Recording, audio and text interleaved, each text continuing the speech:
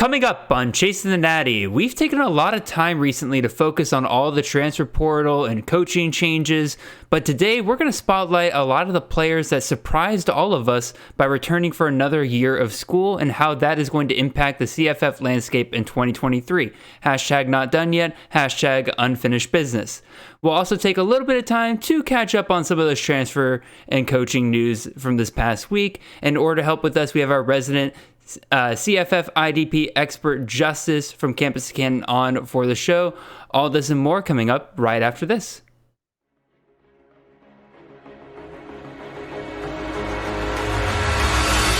Slap to Brock Bowers. Look at the Toto go! An extra gear for the freshman. Zappi looking to Jared Stearns, who makes the catch and scores. What a burst! Trayvon Henderson! As advertised, touchdown Buckeyes! This is Chasing the Natty, a college fantasy football podcast.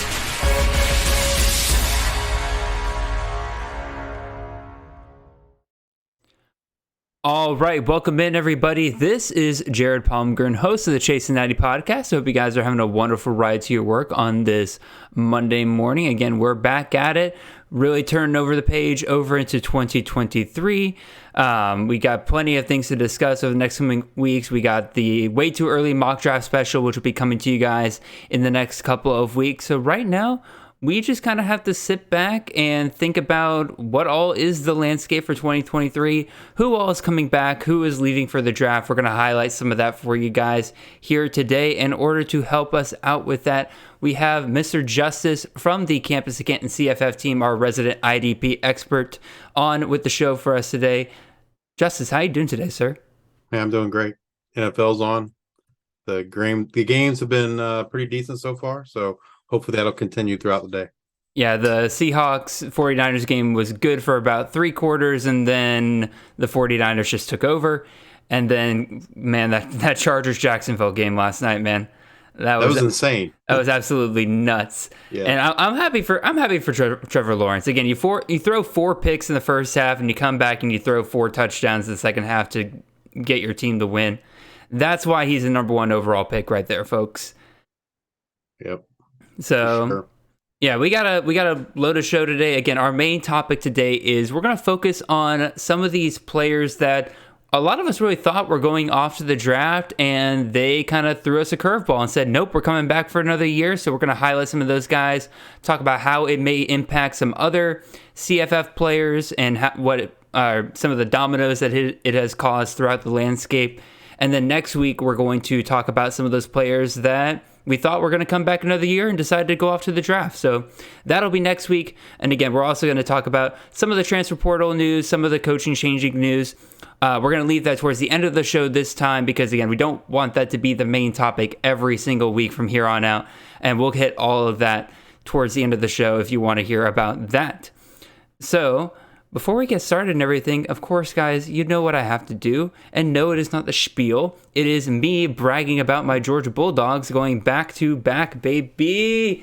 Got the shirt already. Got everything. It was incredible. Sorry, TCU fans. Really sorry, all of college football fans, for not giving y'all a good game whatsoever. But as a Georgia fan, I enjoyed every minute of it.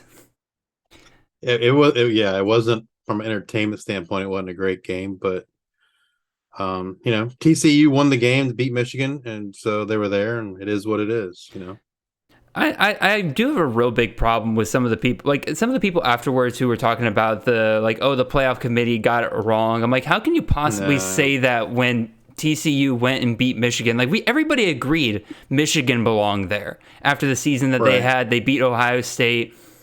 So for TCU to then beat them, it was a bit of a fluky game. There were some pick sixes. There were some things that you wouldn't expect to happen 9 out of 10 times in that game. But regardless, TCU went in and proved it by winning that game. Yep. Again, it was definitely weird. I'm still not sure how that one wasn't a touchdown when his rear end landed in the end zone.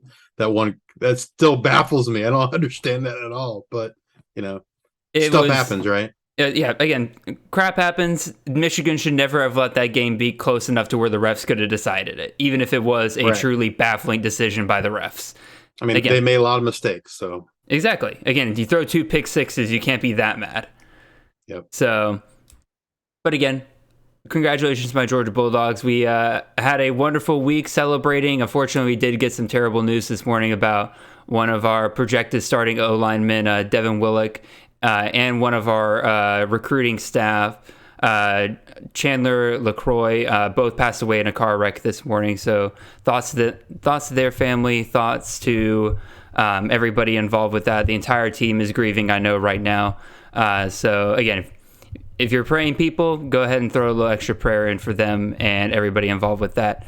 But not to keep this on a downer note, we'll get right into our main body of our show here. But before I do that, now I'm going to give you guys my spiel. And that is the fact that if you are watching this on YouTube, make sure you like, comment, and subscribe. Make sure you follow us on all of our podcast platforms, whether that be Spotify, whether that be Apple Podcasts. We're pretty much available on all of those platforms there. And make sure that you leave those 5-star reviews as well. My apologies, y'all. For some reason, my computer just froze up there for a second, so I got a little thrown off there. But anyway, you guys know the spiel. We're part of the awesome CFF team over here at Campus of Canton. It's myself, Nate Marquise, Brandon Sanders, Chris Moxley, Chris K, and Ethan Sowers, part of the DFS team. And of course, our great friend, Mr. Justice here, our resident CFF IDP expert. If you are doing any sort of IDP, you need to be reaching out to this man. Justice, can you drop your Twitter handle real quick for anybody who might want to DM you about that? At Justice_2318. All right, perfect. Again, you need scoring issues, you have any kind of questions about how to set that kind of stuff up. This is the man right here for you guys to set that up. And I would not recommend doing a CFF IDP league your very first year, but if you are a seasoned veteran of CFF and you want to add a new wrinkle to your leagues, definitely a very fun way to get involved with that. And again, Justice is your man on that. Make sure you go check out all of the awesome other content we have at campusofcanton.com. On the CFF side, we have articles, we have rankings that'll be coming out here in the next couple of months. We will be, and again, if you're in a C2C league, Devy League, CFF League, it is all available for you guys right over there. Go check it all out.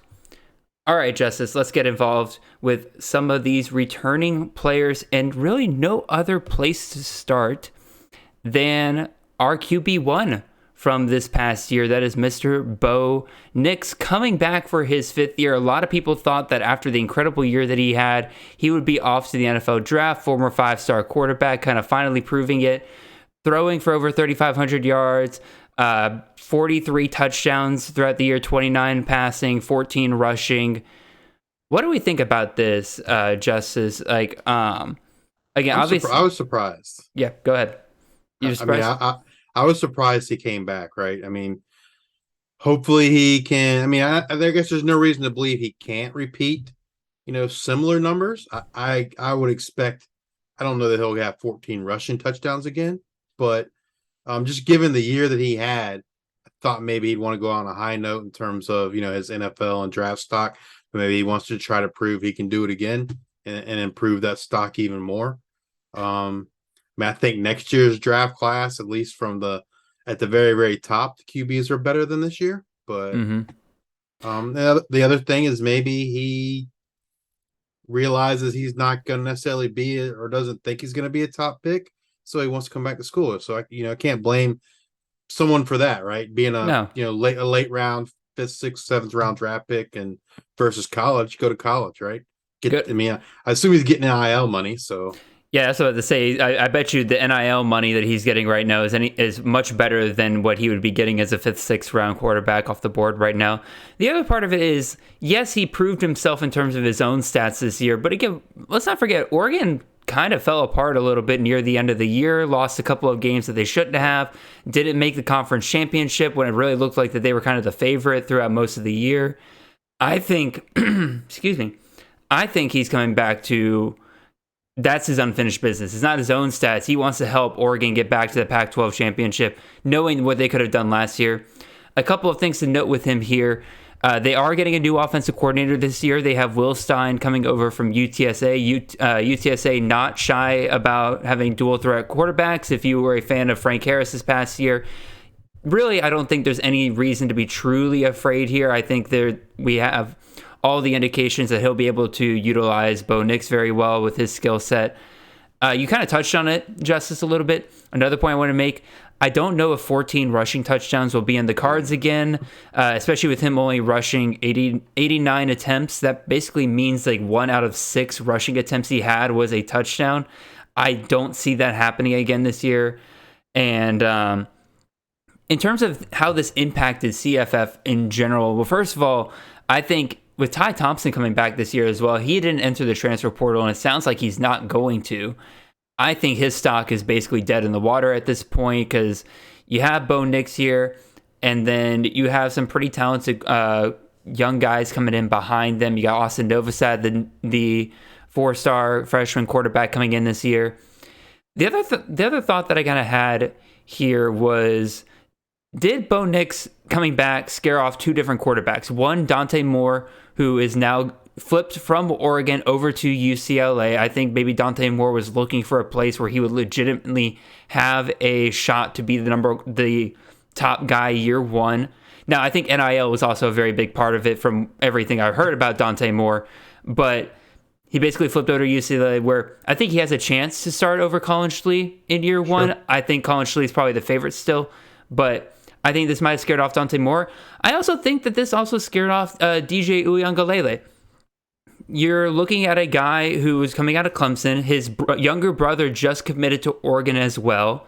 And it made a lot of sense for, if Beau Nix had left, DJU could come in as an experienced Power 5 quarterback, and maybe this is a place that they could rehabilitate him. Again, they rehabilitated Nix's stock, but even still, Nix comes back, and where does DJU land? Oregon State. Clearly, Uiagalelei was looking at the West Coast here. I think he was probably looking at the Ducks before Nix came back. What are your thoughts on this, Justice? Yeah, I mean, I think that certainly makes sense, right? Like you'd think he'd want to join his brother.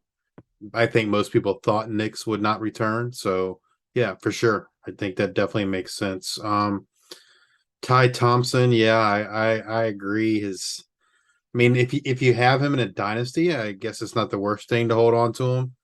Kind of see how it plays out with him and Novosad. But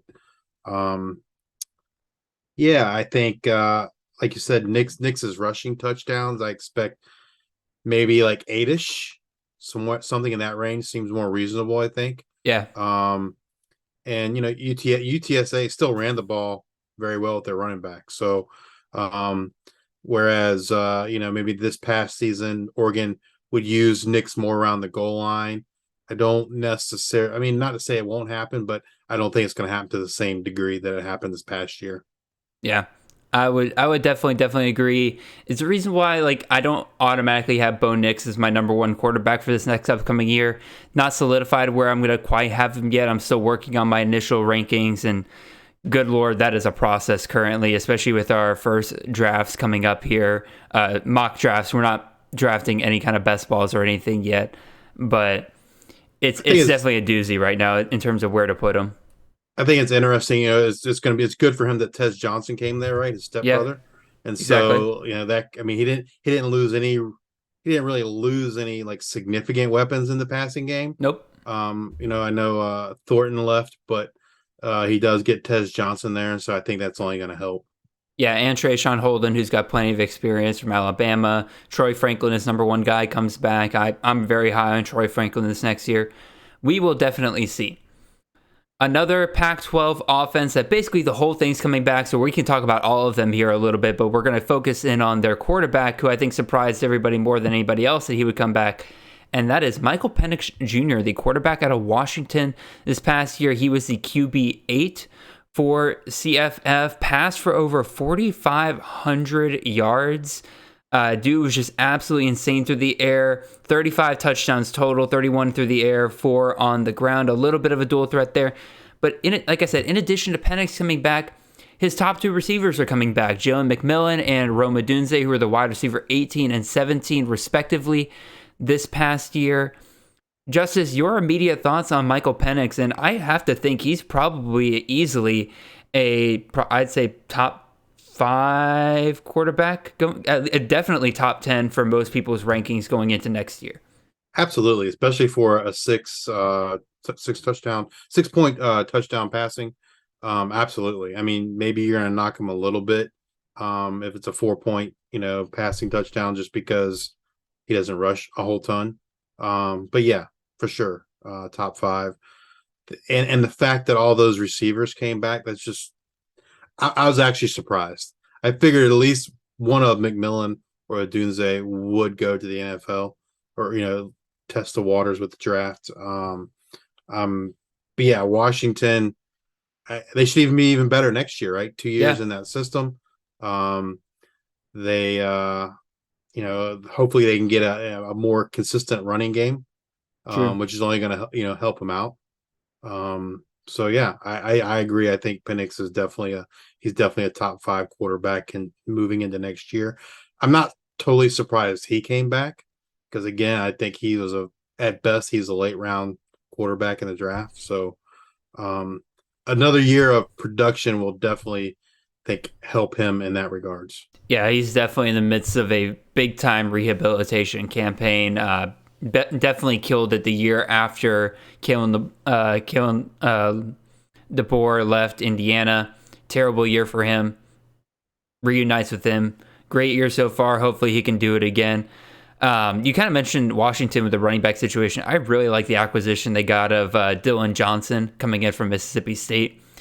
I don't know. Maybe I'm jumping a bridge too far here, but he definitely reminds me a little bit of Ronnie Rivers, who DeBoer had at Fresno State. And if he can kind of become that lead back for Washington, it could definitely be fun there. And just another weapon for Michael Penix to have in that offense.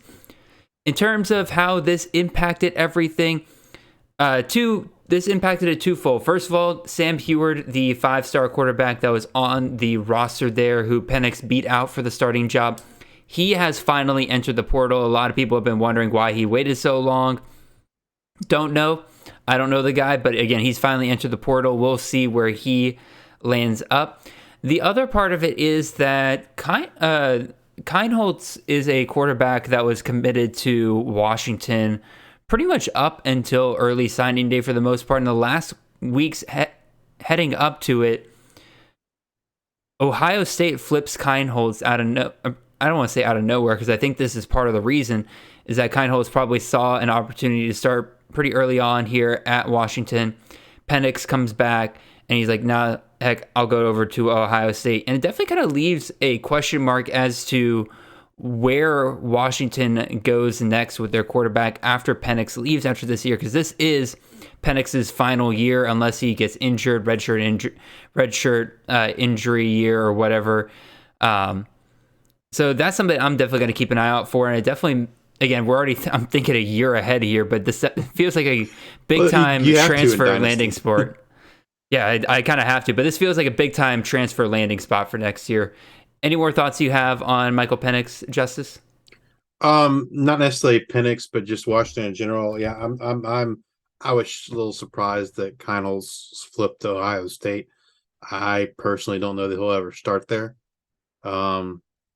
But the other thing I wanted to say real quick is, from a transfer perspective, someone that I think got new life is the receiver Bernard, transferring from Michigan State. Yeah, so Jeremy Bernard. Yep, if you're in a dynasty league, someone to look forward for possibly next year. Yeah, absolutely. I think it'll be hard for him to get on the field this year. Yeah, for sure. Because when you have McMillan, when you have Odunze, and you got Polk all coming back from what it seems like. But even still, he'll be that next man up, it looks like, big time. Yeah, I added Polk in a lot of leagues at the end of the year, hoping that Odunze and McMillan would leave. But didn't work out. Sometimes you win, sometimes you lose. Exactly. All right, another quarterback we can talk about here returning for his, I believe this is his final year, but it is Jaden Daniels, the quarterback out of LSU. Definitely a lot of us were thinking that he would end up going off to the draft after the great year that he had, much better than I thought personally that he would have at LSU. I personally thought the entire time He was too lanky, he would get beat up in an SEC schedule. Performed very, very well, particularly his rushing, 186 rushing attempts for 885 yards and 11 touchdowns on the ground. And his passing was no slouch either. Again, almost 3,000 yards passing, throws 17 touchdowns, only 3 interceptions. Again, very, very good year for Jaden Daniels, and getting his team to the SEC championship. You would think that this was an opportunity for him to say, hey, I had a great final year. Let's go to the draft. He decides, no, I'm coming back. And so now we're in the midst of according to the LSU staff, a quarterback, quote unquote, battle between him and Garrett Nussmeier. I feel like this is all about keeping Nussmeier on the roster. There's no way that Jaden Daniels is not going to start next year. As much as I love Garrett Nussmeier, I personally think Garrett Nussmeier needs to enter the portal yesterday and go find himself a job, because he's just going to be stuck there behind him for another year. Walker Howard, the 5-star freshman quarterback from this past year, bit smarter in my opinion. He's already transferred out, and the rumored destination for him currently is TCU. And so he goes there to TCU, sits behind Chandler Morris for a year, starts with Sonny Dykes in a year. I think Walker Howard's looking great there. But this definitely threw a wrench in a lot of people's plans for LSU next year, because, again, a lot of people were assuming Daniels is gone. Let's get Nussmeier in. Nussmeier looked great in the SEC championship against Georgia.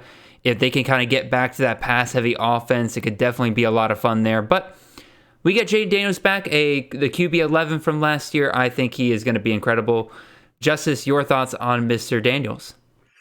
Like you, I'm surprised that Nussmeier didn't leave. I personally think Nussmeier is the better quarterback, but I agree with you. I don't necessarily. I think that I could see them, playing them both, right? Depending on game script, which is not a win for anybody as far as fantasy goes. Jaden Daniels, he's just so inconsistent. I think, even look at it from a fantasy perspective, he'll have 40, 30-point games, and the next 2 games he'll get you 15 points. And so him coming back doesn't necessarily excite me. It disappoints me for my Nussmeier shares, but I would never be personally comfortable drafting Daniels unless there's a lot of clarity in the situation there. I just think even if he is a starter, he's just so inconsistent from a game to game basis that you have to pick your starts with him. In a best ball league, he's great, right? Because you don't have to pick when he's going to bust out for 40, 50 points. But in a regular league, he's probably someone that I would avoid. I do think LSU in general should be just as good, if not better, than this past year. Mm-hmm. They don't lose a whole lot in the passing. I know they lose Boutte, but I don't think that from a team perspective they're losing a whole lot. He seemed to, when the games I watched, he seemed to be checked out anyway. Mm-hmm. A little bit of addition by subtraction. Yeah, I think so. They have a whole year off season with Kelly and that coaching staff. So I think they should do better. I think they need to find a running back. Josh Williams, I think, did okay there. I don't know that he's necessarily the answer long term, but yeah. I guess I'm a little bit more optimistic about Jaden Daniels, which is weird because I poo-pooed him pretty much all of last season. But you get another offseason, give him another offseason of starting reps. This time last year, it was between him, Nussmeier, and Miles Brennan, really, for a good chunk of the offseason. None of them really got full-time starters reps. I think Jaden Daniels, again, as much as they say it's a QB competition, I think they'd be doing a disservice to both of these guys if they truly split the number 1 reps throughout the offseason. Just pick a guy, let the other guy transfer out, find a different place to go, or just be honest with Daniels and say, we're going to move forward with Nussmeier, go to the draft, you had a really good year. I'm not sure I love the way they're handling this right now, but I still think Daniels is a starter next year. I still think that if he is the unquestioned starter by the season start, He'll have a bit more confidence. I think you're going to see a bit less of a game-to-game variance in terms of his scoring. I think he'll be a very safe play. His legs are going to keep him involved in most week-to-week. That's going to give you a nice safe floor pretty much any given week, unless LSU just completely bottoms out in any of those games. But I think they're too good to do so. So we'll see. Yeah, I guess I'm troubled by the less than 1 point that he scored against Arkansas when he played the entire game. True. That was a weird game, though. That was a really weird game. All right, last quarterback we're going to mention here. Again, a lot of these surprising players returning are quarterbacks, so that's why we're focusing so much on them. We're about to move into some running backs, wide receivers. We even have a tight end here at the very end we'll talk about. But last quarterback we'll talk about here, Cameron Rising. Again, another guy that kind of people thought was kind of done. They won the Pac-12 championship. Didn't do so hot in the Rose Bowl, obviously, but winning the Pac-12 after playing for it 3 years in a row, you got to love that for him. This past year, threw for about 3,000 yards, 26 touchdowns, ran 77 times for almost 500 yards, 6 touchdowns on the ground. Our QB 27 from this past year. Justice, what are your thoughts on Cameron Rising coming back for one last year? I think he's someone that can improve his draft stock, for sure with a big year. I think he kind of like Beau Nix. I think he feels like, that Utah can do something more than what they did this, as far as, and maybe possibly making the playoffs next year. They definitely have the best defense in the Pac-12 for sure. Mm-hmm. And he doesn't really lose any weapons. They lose Kincaid, but they get Kuthi back. So, I think I'd rather have him than Jaden Daniels. I think he's a little more consistent. And maybe he's someone that can kind of take that next step up, right? With as far as from a fantasy standpoint and just a production standpoint in general, to show that he's ready for the NFL and improve his draft stock. See, I'm going to disagree with you here a little bit, Justice. I think this is it. This is what we get out of Cameron Rising. I don't see what he can really do next year that would improve on what he's already done here. Again, 3,000 passing yards seems about right, what I expect for him next year. About 500 rushing yards. I like that.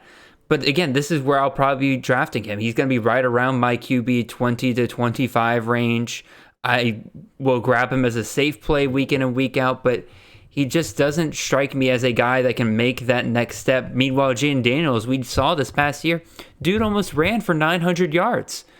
Again, that's an upside I don't see with Cameron Rising, at least of right now. Again, do I think Daniels can bottom out more than Rising can? Yeah, sure. Again, especially with Nussmeier breathing down Daniels' next offseason, he has some rough games. He could get replaced. Obviously, some risk there, but Rising, I look at these stats from this past year, I just don't see him really going much beyond this. Again, you're right. He does get some great weapons back. Money Parks, Devon Bailey, both great wide receivers, pretty underrated wide receiver weapons there at Utah, I would say. And we'll talk about Brantkeithy here in a bit.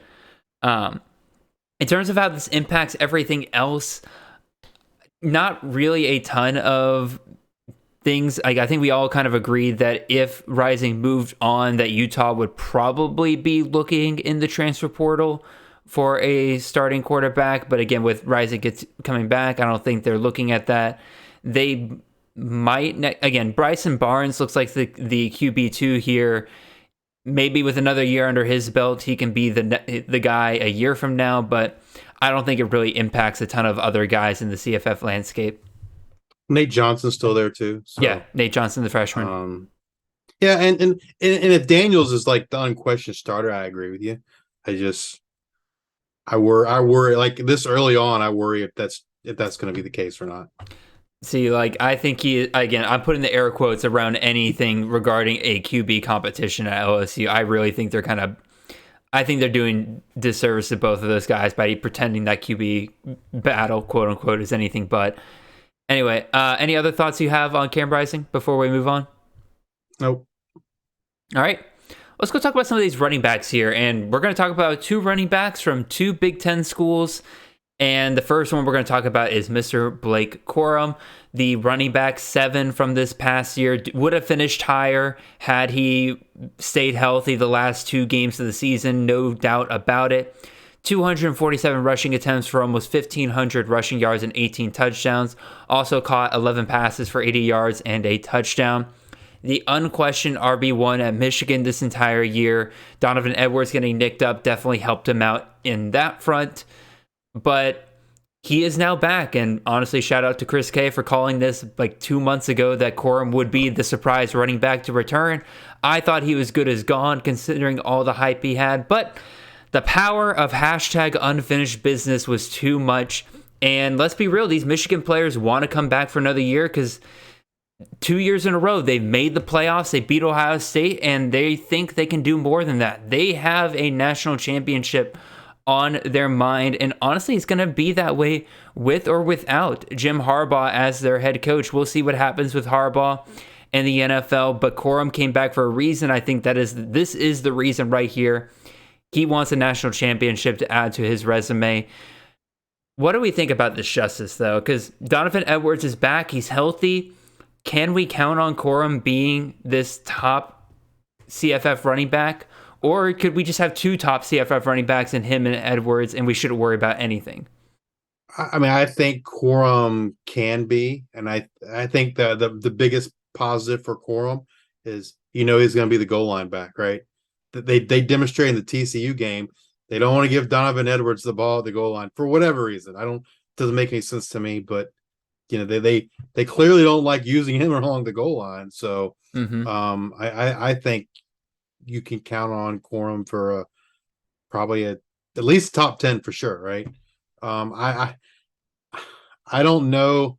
I mean, maybe they'll give him a more break, more rest, and kind of rotate him and Edwards more so than they did this past season. But I mean, I think you're still talking probably 1,200 yards and 12 to 15 touchdowns for him. Yeah, I think that's 100% in the cards. And like him and Edwards are both very explosive backs, so they don't need 25, 30 touches a game to make you happy in your CFF life. All they really need each is like 15 to 18 carries per game, and they're probably getting a touchdown or 2 each game. You should be plenty fine there. I don't think he'll have the ceiling that he had this year, but I think definitely you're looking at one of the safer plays in CFF next year. Yeah. In terms of how this impacts others, again, Donovan Edwards, definitely a bit of a stock down for him. Donovan Edwards probably would have been a top 5 CFF running back for me next year had Quorum gone off to the draft. But now that Quorum's back, obviously, I don't think Edwards has that ceiling anymore. But also the other person this impacts, CJ Stokes, the freshman running back there. I mean, to be fair, Stokes was already impacting his own stock because when Quorum went out and they did rely on Stokes a little bit, he just did not perform very well in some of the games they had him in. But this kind of solidifies that Stokes probably isn't making that step up to RB2 next year. And quite frankly, with some of the talent that they're bringing in, like Cole Cabana, the freshman running back they're bringing in this year, I would be a little bit shocked if we ever see Stokes be that main running back for Michigan. But who knows? We will see. Any more thoughts you have, Justice, on Quorum before we before we move on? Excuse me. No, I mean, I think he came back. I think a big factor was the injury. If he hadn't got injured, I don't know that he comes back. But other than that, I mean, I think I was really high on Edwards last offseason. I really kind of thought it'd be more of a split backfield than it ended up being. But the fact that they just refused to use him along the goal line just kind of tempers my expectations for Edwards, and it's kind of wheels up for Quorum. Yep, absolutely fair enough. All right, from one Big Ten powerhouse to another, let's go talk about this Ohio State running backfield. And we're specifically going to talk about Mr. Mayan Williams, the running back there at Ohio State, top running back there this year. RB 58 on the year, 128 rushing attempts, 825 yards, 14 touchdowns. You may be saying, Jared, that's kind of a relatively pitiful performance. Why are we talking about this guy coming back? And I say that to you because Ohio State, their top running back has typically been a CFF gold mine the last couple of years with Urban Meyer, with Ryan Day, both. And Travion Henderson in his freshman year really looked like that top guy who's going to take over Ohio State for 3 straight years. He gets injured this year. Mayan Williams, him and Mayan Williams go back and forth on who's injured, who's not. But Mayan Williams ended up being the number 1 running back for Ohio State this year. And a lot of people thought, okay, that's probably the best it's going to be for Mayan Williams. Travion comes back healthy next year. He's probably going to get regulated to RB2 duties once again. He should go off to the draft, and then next year it's back to the Travion show. Well, he comes back here, and now we have a true just clog at running back at Ohio State this next year, because you got Mayan Williams, Travion Henderson, Dallin Hayden, the 4-star freshman running back there, performed very well for them down the stretch late in the year when everybody was injured. And then everybody kind of forgets Evan Pryor, the other 4-star sophomore running back they had this year, got injured right before the season. If you watch their spring game, Evan Pryor was like the best receiving back they had in that spring game. You could tell they were going to utilize him well out of the backfield. He's back. And none of these guys transferred out. Again, it's striking to me how much of a clog there is at Ohio State now. So, Justice, what are your thoughts on Mayan Williams coming back? And what do we do with this Ohio State running back situation next year? I mean, I really thought Mayan was gone. I think, I mean, I'm guessing the Ohio State staff sold him on that there's going to be more of a share than you would typically think. It's the only thing I can think of why he would come back. Because it wouldn't shock me, like Travion Henderson comes back and he just goes bonkers, right? Yeah. But maybe secretly Travion is taking the Zach Evans approach and doesn't want, a lot of carries. I don't know. We'll have to ask Matt Bruning if he has any inside information for us. But yeah, I should have asked Matt before we came on here about what's going on here in this backfield, because I don't know what to do with these guys. I really don't. I mean, I think Travion would want to show out, right? I mean, it's his. This is money here, right? Exactly, and so I'm really surprised that Mayan's coming back. And Mayan, again, he got 825 yards on 128 carries. That's almost 6.5 yards per touch. Does Mayan think that he's going to have that same efficiency this next year? I don't think so. Again, he looked explosive. He answered a lot of questions for anybody that might want to be drafting him. I don't know. I figured with how many running backs are back there, talented running backs at Ohio State, that Mayan would have just taken the opportunity. I had a good year. Let me go off to the draft. And quite frankly, maybe I'm being selfish from a CFF perspective here and just saying that commit, I wanted this backfield to be less complicated. But here we are. He is back. Well, and almost a third of his points came from that one game against Rutgers. Perfect, exactly. From a fantasy perspective. So, what are you doing here, Justice, with this backfield? Your draft. How high do you draft Mayan Williams or Travion Henderson? How are you playing this? I mean, I think Henderson's gonna. I'd be a little worried about drafting him as my RB1. I'd be a lot more comfortable if he was my second running back. But there's probably someone that's going to take a chance on Henderson as their RB1, right? If that's the case, I will have 0 shares of Travion this year. I just feel like someone's going to do it. I mean, I'd be much more comfortable maybe taking Henderson in the second round than the first round. Mm-hmm. Mayan's probably someone that I would avoid, unless you're trying to handcuff with Henderson or you're getting him super late. He's probably going to go earlier than I would take him if I didn't own Henderson. If these guys go in the range that I'm kind of thinking that they're going to go, again, we haven't done any mock drafts yet. We're still trying to figure. Again, we'll see over the next couple of weeks what those look like, where people are being taken. Off the top of my head, I might have 0 shares of either one of these guys if they're going where I kind of project them to go in drafts. We'll see. Maybe I'm proven wrong. Maybe they kind of drop a little farther than I'm expecting. But right now, I don't want any part of this. All right, let's go talk about some wide receivers here. And let's first go over to the Sunshine State. Oh, actually, no, not the Sunshine State, because that's Florida. We're not going to Florida. We're going to Arizona, across the country. I need to learn these state nicknames a lot better. But anyway, we're going to Arizona. Let's talk about Jacob Cowling. Great year for him at Arizona. The entire Arizona offense was clicking. 128 targets, 85 receptions, over 1,000 yards, 7 touchdowns. Finished as the wide receiver 20 on the year. I thought that Cowling was going to be one of these G5 wide receivers that would hop up to the Power 5 level, have a really good year, and then just go on to the draft. Because that seems to be a strategy for some of these top G5 wide receivers. Do well at the G5 level, hop up to a Power 5 school, get that recognition, and then go to the draft. Cowling comes back for another year after, in my opinion, a good enough year for him to go off to the draft. So I was a little surprised by that. Definitely impacts the other receivers on this team.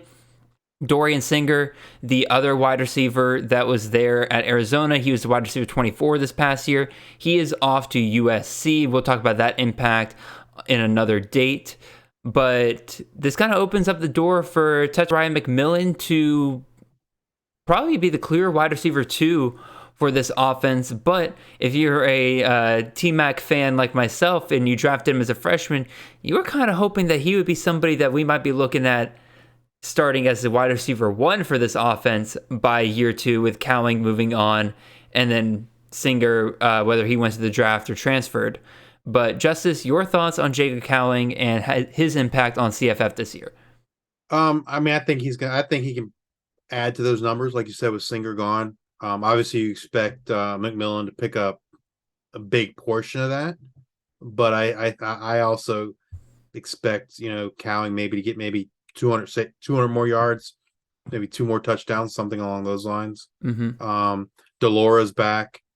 Their offense played really, really well last year. I think I'm not sure why he decided to come back, other than maybe the top end of this draft is, really good with receivers, but I don't know that next year is any worse. Might be even better. But I think from a fantasy standpoint, he's definitely someone I would be interested in. I think he's probably, I haven't done any rankings yet or not, but I'm guessing he's going to be a top 5 receiver. I'm looking at my preliminary rankings right now. I currently have him as wide receiver 6. That could change, but I definitely have him pretty high up there. Because again, he got injured this past year. That's something I forgot to mention, is that he was banged up for a decent portion of the year and still finished with over 1,000 receiving yards. They didn't have a bowl game or anything, so that's true 1,000 yards throughout the regular season. I've been very impressed by him. I think he could be in for a major step up next season. Yeah, there's really no defenses to be worried about in the Pac-12 other than Utah. Nope. So, a lot of shootouts, which, great for fantasy purposes. Exactly, especially wide receivers. Moving on to our next wide receiver, Mr. Malachi Corley. Wide receiver out of Western Kentucky, 141 targets this past year for 101 receptions, 1,293 yards, and 11 touchdowns. He also had 87 yards on the ground. Finished as the wide receiver 13 in CFF. You gotta love how things are kind of coming together for Mr. Corley here. He was the number 1 wide receiver in yards after catch this past year, not just for Western Kentucky, not for his conference, the CUSA, not just for the Group of 5, but for all of FBS. Dude is an absolute monster after the catch, loves to make guys miss. Easily the best option left for Western Kentucky, with Dawood Davis and Jalen Hall both going off to the draft. He has his quarterback Austin Reed returning after a brief flirtation with the transfer portal. The big question really becomes their offensive coordinator. They lose Ben Arbuckle to Washington State, but they do bring in Drew Hollingshead from Mississippi State. He was the inside wide receivers coach there for Mississippi State, a air raid protege. You have to think that means they're still going to go pass heavy with the system, and that should easily benefit Mr. Corley. Justice, your thought on Malachi Corley? I mean, I think he's probably top 2-3 receiver for CFF. I got two. I mean, the only person I could think maybe you have above him is probably Marvin Harrison Jr. So yep, nailed it. The like you said, he's got his quarterback back. They lose two other receivers. That's all positive. Another positive is they stay in Conference USA. True. While almost half of Conference USA leaves goes to the American. So Conference USA is only going to get weaker in terms of competition. So Liberty joins Sam Houston State and Jacksonville State. Yep. And New Mexico State. And New Mexico State. Yeah. So don't forget the Aggies, Justice. Never forget the Aggies. The competition gets not the Conference USA was great to begin with, but it gets even less, I guess. I wouldn't say. So with the new offensive coordinator, obviously it's going to be pass heavy, but I don't know that. What concerns me is that I don't know that system, that the air raid system, is going to be as favorable as what Western Kentucky was running previously. It just you look at Mississippi State, you even look at Mike Leach's time at Washington State. They seem to spread the ball around a lot. Guys had a lot of catches, but not necessarily not a lot of yards. And so I'm be interested to see how that impacts Corley. You would think that perhaps you might see a better blend of the two systems, maybe. But yeah, I mean, I'm excited for Corley. I think, like you said, he's probably the wide receiver 2 drafts. He's going to go high. I mean, they spread it around this past year at Western Kentucky as well. I mean, that's why Malachi Corley didn't finish with Jared Stern's numbers.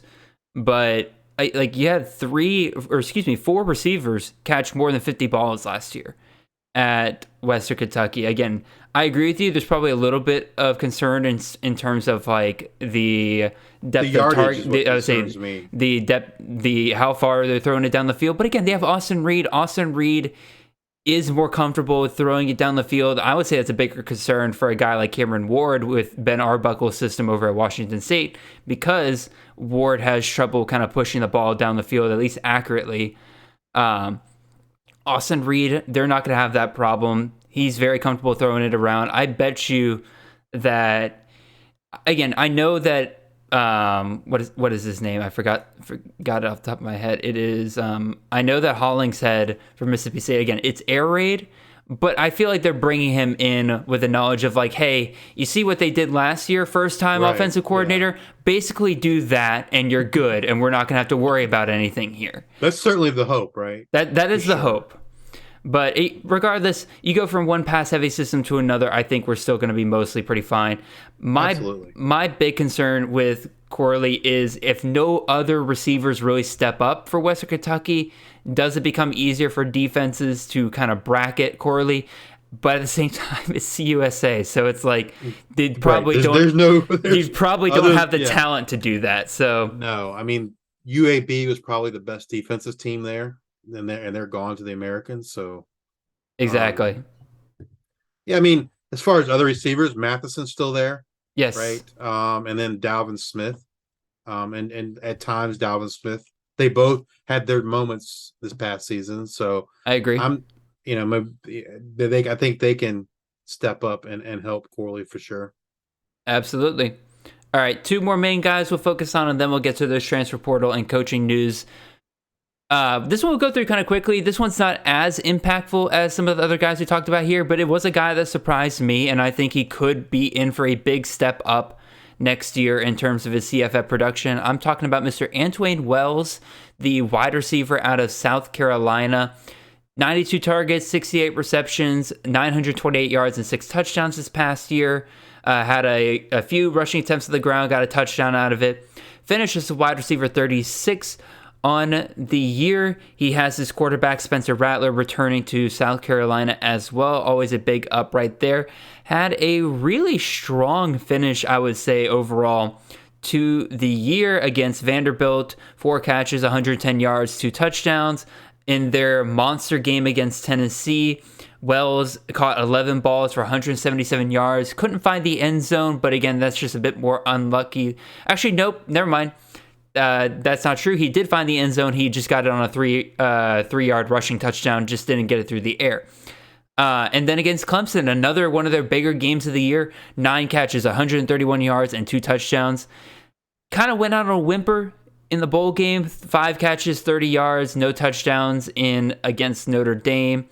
But even still, I think there's plenty of reason to suspect that Wells could easily be Spencer Rattler's number 1 wide receiver going into the next year. Another year under that system. They bring in a new offensive coordinator, so another kind of reason for concern. What do you think, Justice, about Antoine Wells? I think the key for Juice Wells is consistency. If he's going to take that next step, it's going to be because he's consistent. Like you said, he goes from 35 points against Tennessee to 2 points against Florida, or same thing. He had those 2 big games at the end of the year, and then against Notre Dame he doesn't really do much, and that you kind of saw that pattern throughout the year. And so if he can be consistent, and you're getting him as your wide receiver too, you're going to be a super happy guy. So and I kind of feel that's kind of where he's going to be drafted as a second wide receiver in most leagues. And if he can be consistent, you're going to be a happy owner.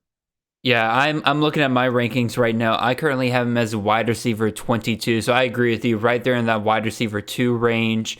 I see all the pieces coming together for him to have a really, really good year. Definitely the biggest concern is that offensive coordinator hire for South Carolina doesn't inspire a ton of confidence there. Any more thoughts on Juice Wells before we hit our last guy here? Well, I mean, the other thing is I don't know that there's a lot of other competition for catches, right? You had Bell True. left, Stogner left, none of their other receivers really. Left. Yeah, he's out of eligibility. And obviously with Rattler coming back, I think Rattler is trying to prove himself to the NFL, and so all those things, point to a potential really good season for Juice Wells. Yep, I definitely agree. One last guy we'll touch on here. It is our 1 tight end on the list. We briefly mentioned his name earlier when we were talking about Cameron Rising, but Brantkeithy, the injured tight end this last year at Utah. Before he was injured, 29 targets for 19 receptions, 206 yards, and 3 touchdowns. His first 3 games of the season. 9 catches, 105 yards and a touchdown, 3 catches, 22 yards and a touchdown, 5 catches, 64 yards and a touchdown, and then he got injured in the game against Arizona State. You might be saying, well, he's got to make a big step up to be a CFF relevant tight end this next year because he was only the tight end 77. Again, he was injured, but that he was in 3 games? I was saying 3 games, he's already tight end 77. But also, Kincaid was the tight end 2 last year. He's off to the draft. Yep. And he becomes one of the veteran receiving options for Cameron Rising. I think part of the reason why Cameron Rising was willing to come back is because he has this epic safety blanket known as Brantkeithy. And the only other really competition there is at tight end with Keithy is Thomas Yasmin. And I do like Thomas Yasmin. He's a redshirt senior, been there a long time, has some very explosive plays this past year. Wouldn't doubt that he would be a potential CFF relevant tight end next year as well. But again, I think Keithy pretty much is clearly one of those guys that Utah is going to have to rely on this next year if they're going to repeat what they did with Kincaid whatsoever. What do you think, Justice? Yeah, I agree. I mean, I think he's tight end number 2 behind Bowers. And personally, I will probably own more Keithy than I will Bowers just because of where you're gonna have to draft him. Tight end 2. I think he can finish there for sure. Could be. I don't. I mean, to me, Yasmin is more of a complimentary tight end. I think than he's not Kincaid. I guess is my point. Gotcha. And so I think that Keithy's gonna have a very good season as long as he can stay injury free. He'll have a really, really good year. I don't know. Maybe Jared. Where was he after 3 games? He might have been tight end 1, right? I actually can look that up. Give me 1 second. I'm thinking he probably was, but and that was with Kincaid there. So the Brantkeithy after 3 games was tight end 2. Was Bowers number 1? Mayer. CJ Donaldson was number 1.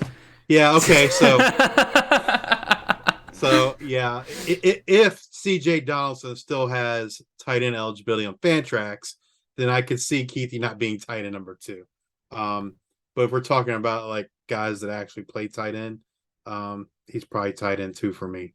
Yeah, you're convincing me a little bit. I'm over here looking at my rankings, just kind of moving Keithy up just a little bit.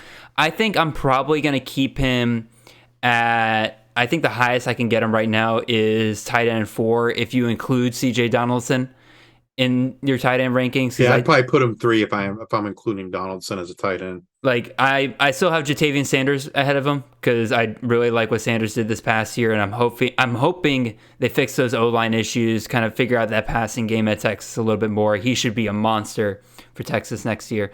But overall, I agree with you. Like, him coming back is a major piece for CFF next year. In a year where it is Brock Bowers and everybody else, Keithy makes the case to be that clear number 2 tight end for CFF next year. Yeah, because I mean the other tight ends like Priestcorn and Traore, I don't necessarily know that they improved their level of competition, but I don't know that they're going to maintain their level of statistics at those new places. I agree 100%. Them transferring out definitely kind of weakened the tight end class overall because now we have less guys that we just know are going to be good. Yeah. We'll definitely see. Again, those are our 10 surprising returning players for CFF in 2023. Just running through them quick again. Beau Nix, Michael Penix, Jaden Daniels, Cameron Rising, Blake Quorum, Mayan Williams, Jacob Cowling, Malachi Corley, Antoine Wells, and Brantkeithy. All of them have pretty major impacts on CFF for next season. All names you need to be remembering and knowing. Some of them for good reasons, some of them for bad reasons. But now, let's move on to kind of running through some of this transfer portal news that we've been hearing about recently. Again, we're not going to break any player down specifically here. We're going to kind of do what we do normally with the honorable mentions, where I'm going to run through like 5 of them pretty quickly, and then we are going to just kind of discuss them all in general. So yeah, back to Portapalooza. Let's start with these quarterbacks here. A couple of interesting things going on here. So first of all, Malik Hornsby, the quarterback out of Arkansas, heading over to Texas State, and G.J. Kinney over there, that new system over there. Sam Jackson, the 4-star freshman quarterback out of TCU, he is out of there. He is over to California, where that QB competition is wide open after Jack Plummer has transferred out. 5-star quarterback Walker Howard, the quarterback out of LSU, is transferring out. The rumored destinations currently are TCU and Ole Miss. Chandler Rogers, the starting quarterback out of UL Monroe, heading over to North Texas. Not sure what's going on with Austin One over there. We think he might have another year of eligibility. Again, it's a little confusing what's going on with him right now. But if Chandler Rogers can start in a potential Eric Morris offense, that could be a ton of fun there for CFF. And then last but not least, out of these 5, Sawyer Robertson, the 4-star quarterback, the 4-star backup quarterback out of Mississippi State, heads over to Baylor, presumably to back up Mr. Blake Shapen, the starting quarterback for the Bears. So, Justice, out of these 5, are there 1 or 2 that you feel like you really, really need to talk about, that you're excited about? I would say Hornsby is probably the one I'm most excited about with Kinney there as the new head coach, and seeing what he did at Incarnate Word last year. Their quarterback had 4,600 yards passing. I think it was 60 passing touchdowns. Is that right? Yeah, something just absolutely nuts. 60 passing touchdowns, 700 yards rushing, and another 11 on the ground. And so, I'm if Malik Hornsby is the QB1, which you think. I mean, I would assume he absolutely is. I mean, I think that's the reason he went to Texas State. He wants to play quarterback. Yep. And so I'm very excited about Malik Hornsby and what he can do in that G.J. Kinney offense. And they're in the Sun Belt West. And so That's not necessarily as brutal, I think, as the Sun Belt East. So, Nope. yeah, very, very excited what Hornsby can do there. Yeah, and just real quick on that, like you might be thinking to yourself, like, "Oh, Malik Hornsby, he's not a very good passer, right?" Like again, his whole thing has been his legs. Lindsey Scott Jr., the quarterback we just mentioned for Incarnate Word, has bounced around everywhere. Never been really that much of a passer.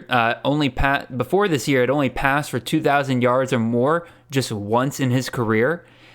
All of a sudden, GJ Kinney comes in, passes for 4,600 yards, 60 touchdowns. I don't think that is the problem. I think it's the system. Whatever the quarterback in that system is, you're going to want them for this year. Any of these other guys you want to touch on, Justice, before we move on? I mean, Chandler Rogers, like you said, Gunnell's still there. And so I think whoever wins that battle is someone of interest. I will say, just from a coaching note, I think Texas State. I like the Kinney hire. I think he's going to end up being a better hire than Eric Morris is at North Texas. I personally agree. Alrighty. Got two more quarterbacks I'm going to throw out here real quick. First of all, I mentioned before when we talked about Washington, Sam Heward, the former five-star quarterback out of Washington. He is out of there. No real landing spot for him yet.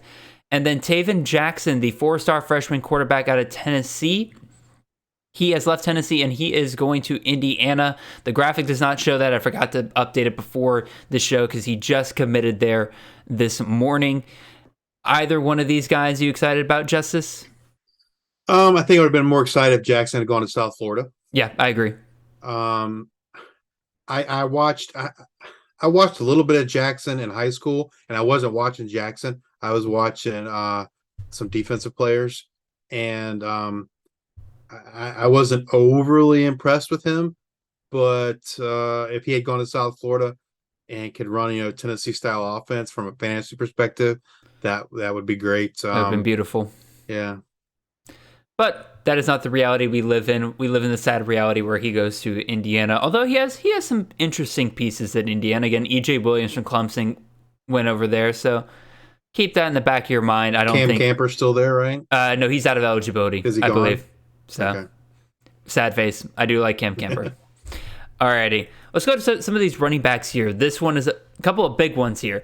Trayshawn Ward, the running back out of Florida State, he is going to Kansas State. This is your presumed replacement for Deuce Vaughn right here. And honestly, just a larger version of Deuce Vaughn.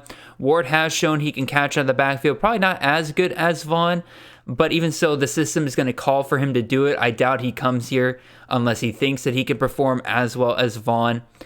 I think this is your guy right here. Again, I do like Giddens, the backup running back that they had there as well. If nobody came in to replace Deuce Vaughn out of the portal, I would have loved Giddens this year. But Trayshawn Ward has the Power 5 experience. I think he is your main guy there next year. Brian Batty, the starting running back out of South Florida, he is headed to Auburn. Definitely throws in a wrench into the plans of those who wanted Jarquez Hunter to be the number one running back for Auburn there next year. We can discuss that a little bit more. Sean Tyler, the running back out of Western Michigan, originally was going to go to Oklahoma State, has flipped his commitment over to Minnesota. I have some thoughts on that one a little bit.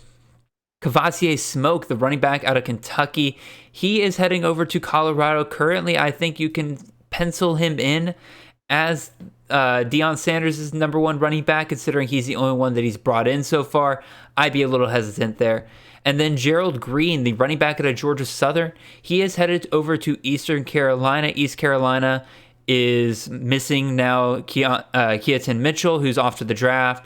They have two good options there in Rajay Harris and Marlon Gunn as well. That'll be a backfield that'll be interesting to see how it plays off during the offseason. Justice, your thoughts on any of these five guys? I would say the one that excites me the most is obviously Trayshawn Ward, with going to Kansas State, and I think you hit it on the nail on the head. He's going to be their RB1 there. So from a fantasy perspective, he's the one that excites me the most.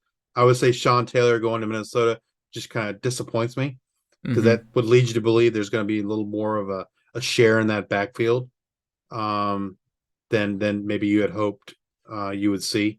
The others, I don't know that they really excite me one way or the other. Yeah, Sean Tyler going to Minnesota. There are a couple of people I know, and I respect them dearly, who kind of hopped on Tyler going to Minnesota and said, like, no, this could be your number one running back for Minnesota next year. I'm like, I don't know how you can say that when they still have Trayshawn Potts there, who is the clear number two back behind Muhammad Ibrahim, and was honestly a CFF back in his own right, at least to start the season. And then you also have Zach Evans, who is a very talented freshman running back this past year, who I enjoyed what he did during the spring game. Kind of has been injured all year long. We'll see if he bounces back from that well. Tyler, to me, strikes me as, remember when Bucky Irving was at Minnesota and they kind of utilized him in that like pass catching role, the smaller back, no matter how many times Ibrahim got injured, no matter how many times the guy ahead of him got injured, he was never the main back. It was always somebody else who would come up because he was too small. I think the same thing happens to Sean Tyler. I'm personally not investing in him whatsoever. What do you think, Justice, about Brian Batty and Auburn? How do you think this shakes out for Hugh Freeze and them? Do you think Hunter's still the main guy because he is the SEC experience, he's performed well already? Or do you go with Brian Batty?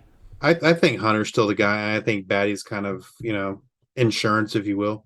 And so I don't know that I'm overly excited to be drafting the Auburn running back at this point right now anyway, but I think Hunter will be the starter. Alrighty. Fair enough. All right, let's hit some wide receivers here. We got 2 sets of 5 for this one. First up, we have J. Michael Sturdivant, the wide receiver out of California, the second-year breakout for them. He is headed across town, basically, and is going to UCLA.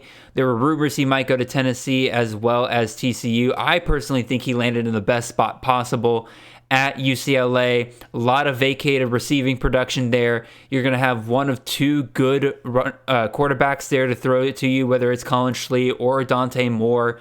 We will see. I think he'll be fine either way. I think he steps into the number 1 wide receiver role pretty easily. Probably the only person I'd be concerned about is maybe Cam Brown, who's been at UCLA for a good long while now. We'll see. Dante Thornton, the wide receiver out of Oregon, he is headed over to Tennessee. Tennessee, I think, definitely needed another outside wide receiver right there. I think this is your guy right here. So your 3 main guys for next year, Squirrel White, Dante Thornton, and Brew McCoy will be your 3 for Tennessee next year. Eddie Lewis, the number 1 wide receiver for Memphis, he is heading out of there. Memphis losing quite a few of their weapons from this past year. I'm interested to see how Memphis goes the rest of the offseason. But Eddie Lewis, a number 1 wide receiver for an AAC team, you would think he could probably find himself a pretty decent landing spot. Corey Rucker, the wide receiver out of South Carolina, is headed back to where he originally came from. That is Arkansas State. I'll be interested to see how that system plays out. They don't have James Blackman anymore. They got AJ Meyer coming in to be the next quarterback. We'll see if that system runs well. And then Andrew Anthony, the wide receiver out of Michigan, headed over to Oklahoma. Andrew Anthony has been one of those guys at Michigan where he has shown flashes. He has taken over some games, especially with his speed and deep threat ability. Maybe he finds second life at Oklahoma. Couldn't really find the field that much for Michigan this past year. Justice, your thoughts on any of these 5 guys? Like you, I think the JMS one is the one that excites me the most. If in terms of fantasy, he could certainly be their wide receiver 1. And then, with Moore there from Moore or Schlee, whoever's going to be the starter there, I think he has some long-term stability at quarterback. Thornton, I would say, I kind of want to see how spring shakes out. Okay. I believe Keaton still has a year left if he wants it. True. Like you said, they have Squirrel Williams. They also had Caleb Webb and Chaz Nimrod from last year's recruiting class too. Obviously, Brew McCoy. So I kind of want to see how that shakes out before I would want to, and see how the spring goes before I would invest heavily in Thornton. I'm also a little bit excited about Anthony because he showed some flashes at Michigan, and so hopefully he can rekindle some of that in Oklahoma in a much better pass offense. So yeah, we will definitely have to see. Next set of 5 wide receivers. Houston lands 2 out of the transfer portal. You got the freshman phenom, from Oklahoma State, Steven Johnson, comes over to Houston. They also land the top wide receiver from Wyoming in Joshua Cobbs. In addition to that, Brian Hightower, the number 2 wide receiver at Illinois, transfers out, heads over to California. And normally I wouldn't be super excited about California prospects, but again, they got Sam Jackson there. J. Michael Sertivant did pretty well for them last year. I am keeping that one in the back of my mind. I'm definitely not drafting him anytime soon unless I start hearing really, really crazy things there. And then USC loses 2 of their longtime wide receivers in Gary Bryant Jr. and Kyle Ford. Gary Bryant Jr. is currently rumored to be heading to Miami.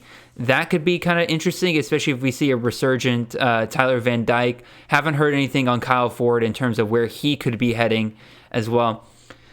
Justice, before you kind of give your thoughts overall on this one, I'm really interested in Houston right now because I love Matthew Golden. I do, y'all. I think that he is probably the most talented receiver on that field. My problem is I'm starting to have some doubts. And Justice, you can call me crazy about this, but I'll kind of lay my thought process out here.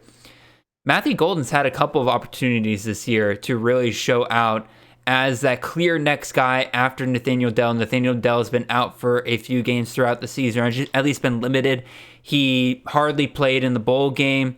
It gave Matthew Golden the opportunity to step up, and in each time, Matthew Golden hasn't really separated himself from the rest of this wide receiver group, at least as of yet. Again, he's a freshman, plenty of time to grow, but it is a little worrying that Houston is bringing in guys like Stephon Johnson out of Oklahoma State, guys like Joshua Cobbs. He's one being another young, phenomenal guy who performed well his freshman year out of Oklahoma State. The other one being a veteran who has starting experience coming over from Wyoming. It doesn't help that Sam Brown was also performing well towards the end of the season for Houston. I don't know. Am I right to have some doubts with Matthew Golden kind of heading into the offseason? I don't necessarily have doubts. I think, he was a freshman, right? And so I think that's what you saw there was a freshman. Obviously, I think sometimes we get spoiled when you see, a freshman, be consistent and have a great season game to game. I'm not overly concerned about Golden. They lose Keyshawn Carter, right? And so I think that's kind of where you see Cobbs and Johnson make sense. I don't know. They had a lot of depth behind Dell, Carter, Golden, and Brown, right? And so they're losing 2 of those 4 guys. So that's kind of it. Doesn't concern me that much. Okay, fair enough. I just thought I would kind of throw that out there. You have any comments on Hightower, Bryant, or Ford? I think Bryant and Ford. Obviously, where they land. We kind of like to see. From a fantasy standpoint, you'd like to see them maybe go to a group of 5 school, right, where they can probably dominate. Doubtful that that's what they'll do, but from a fantasy standpoint, it would be good, right? So. Yeah, absolutely. A couple more names I want to throw out here. Again, I'm not going to comment or anything on these, but I just want people to know who are listening that these transfers happened. Wisconsin lands 2 wide receivers in Oklahoma State's Bryson Green and USC's CJ Williams. Kavon Lee, the running back at Penn State, longtime veteran there, he is headed out from Penn State as well. Kind of opens the door for Singleton and Allen to really take over next year. And then from tight end news, Caden Prescorn, the tight end, what would he finish as last year? The tight end 5 from last year out of Memphis. He is headed over to Ole Miss. So we'll see what happens there. We'll see how it's at. I don't really like that. Both for Prescorn and for Trigg. So yeah. Last topic we'll hit up here. We're going to run through some of these coaching changes that have happened recently. And the first one is one I don't think a lot of people saw coming. I think a lot of people knew this guy was on the market, but this is not the team they expected to land him. And quite frankly, it kind of shook things up quite a bit. Clemson lands Garrett Riley as their new offensive coordinator. They fire Brandon Streeter and in the same day pick up Garrett Riley from TCU. I have been saying that Garrett Riley would be an excellent hire for Alabama for when they need to replace their offensive coordinator position because they're not keeping Bill O'Brien for another year. I can bet you money on that. But instead it's Clemson. Clemson comes in, pulls off a heist here. A lot of us have been making fun of Dabo for not being willing to hire outside help for the offense. And he goes and lands one of the top guys on the market. This is absolutely stock up for guys like Cade Klubnik. You have to think this is going to help out Will Shipley now that he's not going to be facing 8-9-man boxes consistently. You got to think that guys like Antonio Williams, Adam Randall, and Joseph Ngata all probably get a little bit of stock up here. We'll see who's the top receiver option come the season. Justice, your thoughts here? I think it's a great hire for Clemson. And like you said, I think it's great from a fantasy perspective. It's great for the Clemson offense. I've seen people joke and knock Clemson hiring them based on the performance against Georgia. But I think that's just people just trying to take a jab. I think it's an absolutely great hire. You saw what he was able to do. He turned Max Duggan into a Heisman finalist, right? Yep. And so imagine what he's going to do with the talent that Clemson can get. Yeah, absolutely. Again, I think this is the home run hire of the offseason so far. Well done to Dabo. Well done to Clemson. Just great hire all around. I can't wait to see what it looks like next year. Next one up. This is from a offensive coordinator hire that probably elevates everybody on the team that they got hired to one that I don't want to say it's going to de-elevate everybody because again, there's some people I think benefit from this, but Mississippi State. Less exciting. It's less exciting. Mississippi State hires Kevin Barbay as their new offensive coordinator. You might be saying to me, Jared, who? That is the offensive coordinator at Appalachian State. He's been there for a couple of years now. If you love Cameron Peoples, if you love Nate Noel, those are your guys right there. This is definitely quite the shift for Mississippi State in terms of offensive philosophy. You go from air raid to a guy that loves to run the ball and run the ball well. I think this is definitely stock up for Jaquavius Marks, especially Dylan Johnson out of there. I think he's clearly the far away number one back for Mississippi State now. But if you're a Will Rogers fan, if you are a fan of really any of the receivers, I'm not going to say this kills their value because, again, we saw Chase Brown, especially in shootouts, perform well for Appalachian State several times. He's not afraid to pass, but when he can, he's going to want to run the ball first. And I think that's what you're going to see at Mississippi State kind of moving forward here. That's why I like this for Jaquavius Marks, but definitely a downgrade for Will Rogers and any of the receivers. Justice, your thoughts on this? Yeah, I agree. I don't know that it's going to take Mississippi State to where they hope or want to be in terms of SEC positioning. I from a fantasy perspective and from a real life football perspective, I don't like it. Mm-hmm. I mean, like I said he's just going to run the ball a lot. And again, gotta love for Jaquavius Marks, but again, it's not going. Again, I went back and forth with Chris K a little bit today, and again, love Chris all day long. But he's still convinced that Will Rogers is like a potential top 25 CFF quarterback. I don't know how you can say that when this is their offensive coordinator hire. And I think the other thing, with such a change and with a shift of offensive philosophy, right? There's going to be growing pains. There has to be, and so that would concern me too. Yeah, absolutely. Let's move on to our third coaching hire here. Let's talk about Brennan Marion going to the offensive coordinator position at UNLV. He was previously the wide receivers coach at Texas. Before that, the wide receivers coach at Pittsburgh. And before that, he was the offensive coordinator down at the FCS level. And he was very, very famous for his go-go offense. Very much a fast-paced offense. And if he can get that going at UNLV in the Mountain West, definitely he's proven it before when he played UNLV at his previous stops when he was the play caller, that he can get this system running against Mountain West style competition. If he can get it going at UNLV, it could definitely be a fun system to play around with at UNLV for this upcoming year. Ricky White returns. We'll see what they do at running back, but Justice, your thoughts overall on Brennan Marion and UNLV? I mean, I think it can be, good for the UNLV offense. So wheels up, I guess. I was a little disappointed in the firing of the head coach there. I felt like he had things on track. But this from a fantasy standpoint, I think Marion will produce. From a fantasy standpoint, their offense will produce, and that's important. So. Yeah, absolutely. So I'm definitely excited about this. Not a ton to say on it. Just somebody to keep in the back of your mind and just start looking at those UNLV players just one extra time when you're doing your research. Last but not least, again, not another super impactful one, but I'm curious to see what the school he is leaving does at offensive coordinator position, I believe. But Kirk Soraka, the offensive coordinator at Minnesota, has been pretty much bought out and is the offensive coordinator over at Rutgers. Few things that we know about Kirk Soraka. Loves to run the ball and loves to feed a wide receiver one. So I currently could not tell you who those are going to be for Rutgers this upcoming year. They have split the backfield quite a bit at Rutgers over the past couple of years, whether it's guys being injured or just trying out different guys, seeing who works and who doesn't.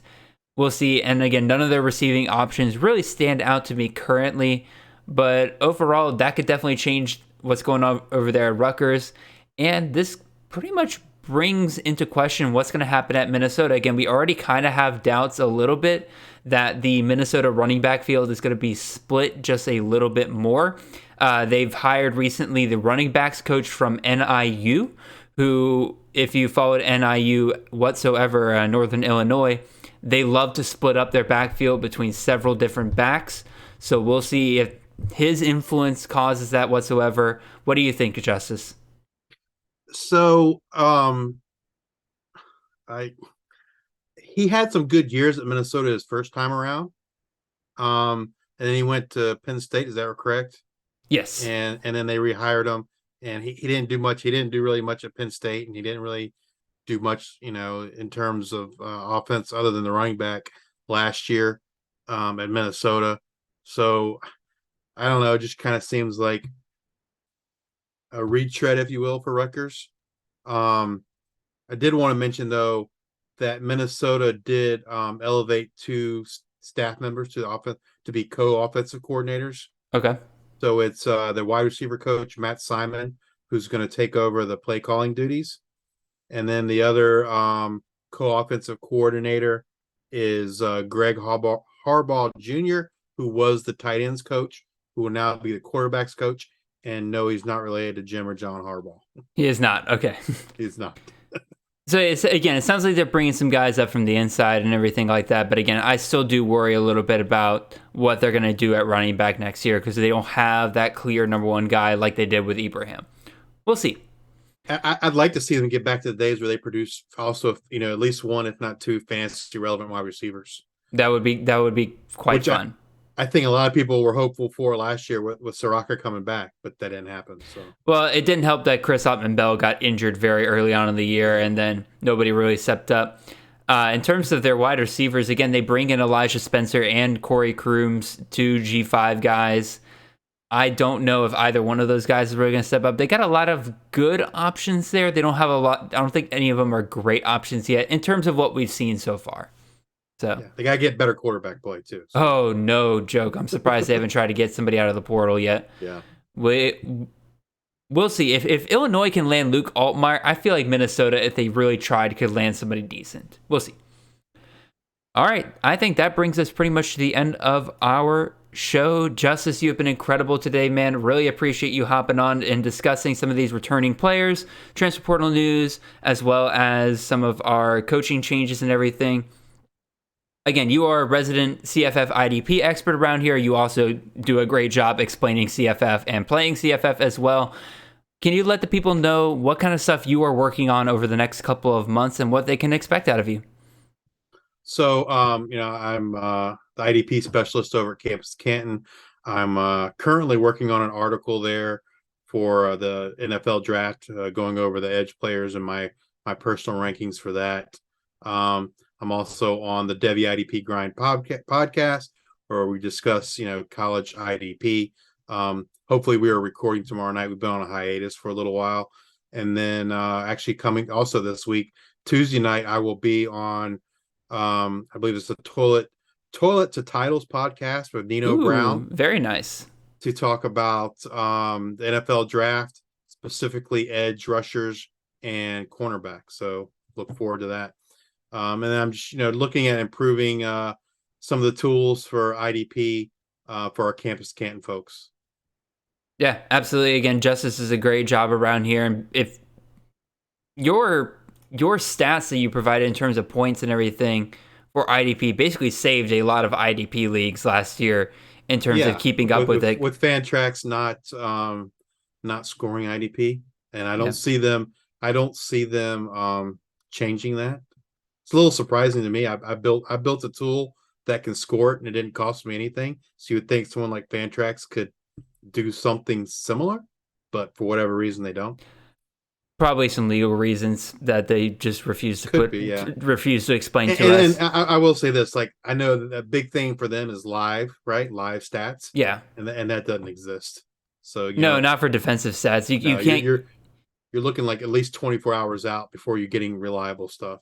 And if you're playing IDP, like, you're okay with that for the most part. You understand that it's difficult to get those stats, especially at a college level.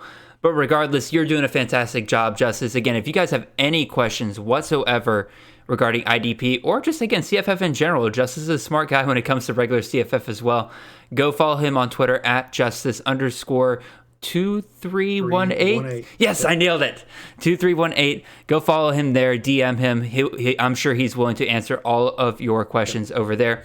In terms of us over here at Campus at Canton, go check out all of our stuff on the podcast network. Again, Mondays, myself and Chasing the Natty and whoever I happen to have on. Campus Life on Tuesdays with Austin and Colin. Back to Devy, if you're into Devy, that comes out on Wednesdays.